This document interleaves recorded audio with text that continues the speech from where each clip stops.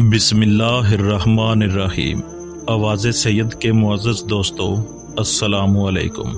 حضرت موسیٰ علیہ السلام بنی اسرائیل کے لیے رشد و ہدایت میں مصروف تھے کہ اجل کو لبیک کہنے کا وقت آ گیا۔ بخاری اور مسلم میں ایک حدیث ہے کہ رسول اللہ صلی اللہ علیہ وآلہ وسلم نے فرمایا کہ جب حضرت موسیٰ علیہ السلام کی وفات کا وقت قریب آیا تو ملک الموت ان کی خدمت میں حاضر ہوا تو کہا، اے موسیٰ، اپنے رب کی جانب سے پیغام اجل قبول کر لیجئے۔ تو حضرت موسیٰ علیہ السلام نے ملک الموت سے فرمایا، اے ملک الموت، تم میری روح کیسے قبض کرو گے؟ تو ملک الموت نے کہا، اے موسیٰ، میں آپ کی روح آپ کے پاؤں کی طرف سے نکالوں گا۔ تو حضرت موسیٰ علیہ السلام نے فرمایا، اے ملک الموت، انہی پاؤں سے میں جبل طور پر اللہ تعالیٰ سے ملاقات کرنے کے لیے گیا تھا، تم میرے پاؤں سے میری روح کیسے نکالو گے؟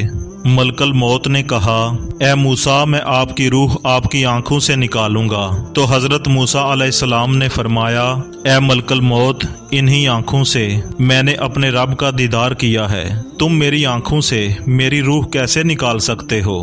تو ملک الموت نے کہا، اے موسیٰ، میں آپ کی روح آپ کے منہ کے ذریعے سے نکالوں گا۔ تو حضرت موسیٰ علیہ السلام نے غصے میں آ کر کہا، اسی منہ سے تو میں نے اپنے رب سے کلام کیا ہے، تم اسی منہ سے میری روح کو نکالو گے؟ تو ملک الموت نے دربار الہی میں عرض کیا، یا الہی، تیرا بندہ موت نہیں چاہتا۔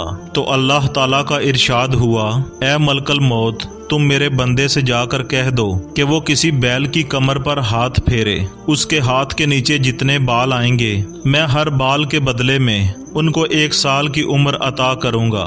ملک الموت اللہ تعالیٰ کا حکم لے کر واپس موسیٰ علیہ السلام کے پاس پہنچا اور کہا، اے موسیٰ، اللہ پاک نے فرمایا ہے کہ تم کسی بیل کی کمر پر ہاتھ پھیرو، جتنے بال آپ کے ہاتھ کے نیچے آئیں گے تو اللہ تعالیٰ آپ کو ہر بال کے صدقے 1 سال کی عمر عطا فرمائے گا۔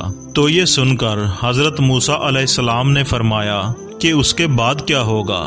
تو ملک الموت نے کہا، اے موسیٰ، موت آخر آ کر رہے گی۔ یہ سن کر حضرت موسیٰ علیہ السلام نے درد بھرے لہجے میں کہا، اگر پھر بھی موت آنی ہے تو پھر موت آج ہی کیوں نہ آ جائے۔ حضرت موسیٰ علیہ السلام کسی حاجت کے لیے گھر سے باہر نکلے، راستے میں دیکھا تو فرشتوں کی ایک جماعت جو انسانی شکل میں آئی ہوئی تھی وہ ایک قبر کھود رہی تھی۔ جب حضرت موسیٰ علیہ السلام ان کے پاس پہنچے تو دیکھا کہ وہ لوگ قبر کھود رہے تھے۔ تو قبر کو دیکھ کر حضرت موسیٰ علیہ السلام نے کہا، یہ قبر کتنی پیاری لگ رہی ہے۔ تو ان لوگوں نے کہا کہ اگر آپ کو پسند ہو تو آپ لیٹ جائیے۔